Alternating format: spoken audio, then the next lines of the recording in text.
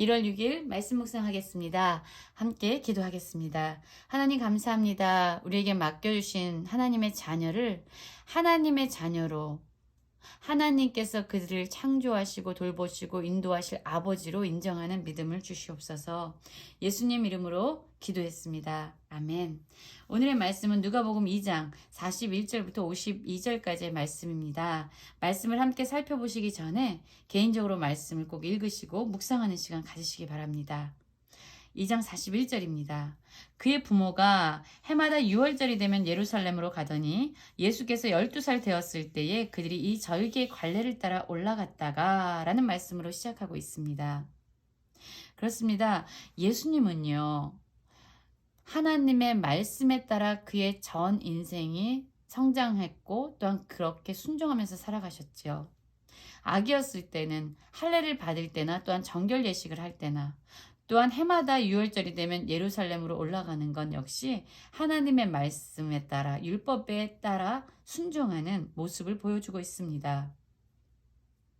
유대인의 남자들은요, 6월절, 오순절, 장막절에는 예루살렘에 올라갔습니다. 특별히 6월절에는요, 그것을 가장 엄격하게 준수하는 그런 절기였어요.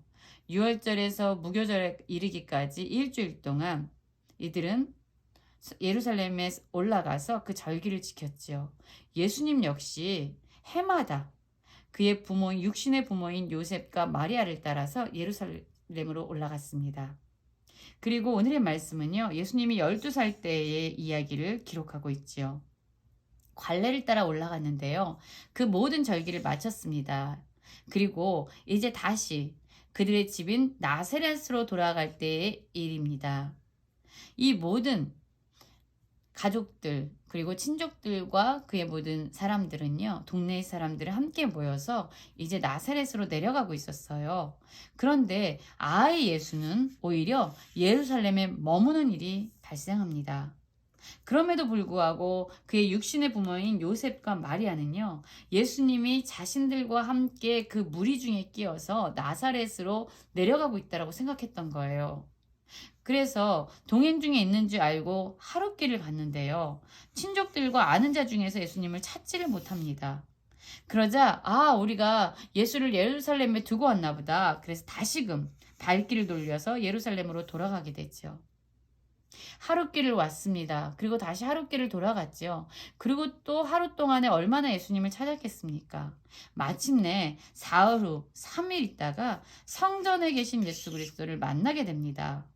그런데 그곳에 계신 예수님이 뭘 하고 계셨냐면 선생들 중에 앉아서 그들에게 듣기도 하고 묻기도 하시면서 계신 거예요. 말씀을 나누고 계신 거예요. 그런데 예수님이 말씀을 하면 듣는 자들이 다 예수님의 그 지혜와 대답에 놀라움을 표현하게 됩니다. 여러분, 이렇게 예수님이 성전에서 여전히 머물면서 선생들과 함께 이야기 나누는 모습을 보면서 육신의 부모였던 요셉과 마리아 역시 그 모습에 매우 놀랍니다. 그런데 놀라는 이유는요, 예수님의 지혜와 그의 대답을 듣고 놀란 거라기보다는 예수님이 그곳에 있는 것에 대해서 약간 근심과 걱정과 분노가 있었던 것 같아요. 한번 48절 말씀을 들어볼까요? 그의 부모가 보고 놀라며 그의 어머니는 이르되 아이야, 어찌하여 우리에게 이렇게 하였느냐? 보라, 내 아버지와 내가 근심하여 너를 찾았노라. 이렇게 말하고 있습니다. 너가 우리에게 근심거리가 되었다. 어떻게 이렇게 할 수 있냐? 우리와 함께 집으로 돌아가는 길에 동행했어야지. 너가 왜 여기에 있느냐? 라고 지금 꾸중을 하고 있는 거죠. 그러자 예수님이 이렇게 얘기합니다. 예수께서 이르시되 어찌하여 나를 찾으셨나이까? 내가 내 아버지 집에 있어야 될 줄을 알지 못하셨나이까? 라고 말합니다. 지금 마리아는요, 내 아버지와 내가 근심하여 라고 이야기하면서 이 아버지가 요셉임을 얘기하고 있어요. 그런데 예수님의 대답은요, 내가 내 아버지지, 즉 하나님 아버지를 의미하고 있지요. 그래서 이 마리아는 요셉과 자신이 예수님의 부모라는 것을 지금 이야기하고 있지만 예수님은 오히려 나는 하나님의 아들로서 성전에 있는 것이 마땅합니다라고 얘기하고 있습니다.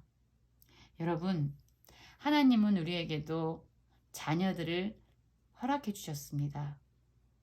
그런데 우리가 자녀를 양육하고 자녀를 돌보고 그들의 삶을 책임지면서 가끔씩 우리는 그 아이를 나의 소유로 생각할 때가 많이 있죠. 내 말을 들어야 되고, 내 기대에 합해야 되고, 순종해야 되고, 그 아이가 마치 나의 소유이고, 내가 처음부터 가지고 있었던 것처럼 생각할 때가 많습니다. 그런데 여러분 꼭 기억해야 합니다. 그들은 나의 소유가 아니라 내가 어떻게 할 수 있는 존재가 아니라 바로 하나님의 자녀로 우리에게 맡겨주신 거예요. 우리는 그들의 청지일 뿐이지 그들을 진정 책임지고 돌보실 분은 바로 하나님 아버지이심을 기억하셔야 합니다. 여러분 지금 마리아는요. 예수님을 잉태하기 전부터 하나님의 말씀을 듣고 성령에 의해서 잉태했습니다. 그리고 하나님의 말씀에 따라 정말로 예수님이 이 세상에 올 수 있는 그런 축복의 통로가 되었습니다. 그리고 말씀에 따라 예수님을 양육했어요. 그럼에도 불구하고 때때로 자신이 예수님의 진정한 부모인 것처럼 부모죠. 그러나 그 예수가 자기의 말에 순종해야 되고 자신의 기대에 합해야 하는 것처럼 생각하곤 했던 거죠. 그러니 여러분 우리는 얼마나 깨어 있어야 합니까? 우리에게 맡겨주신 자녀가 나의 소유가 아니라 진정 하나님의 자녀라는 것을 우린 깨어서 날마다 생각해야 합니다. 하나님이 우리에게 맡겨주신 자녀를 책임지실 거고요. 우리에게 맡겨주신 자녀를 돌보실 것이고요. 그들의 인생을 하나님께서 개입하시고 간섭하실 것입니다. 가장 좋은 것으로 하나님의 자녀에게 허락하실 거예요.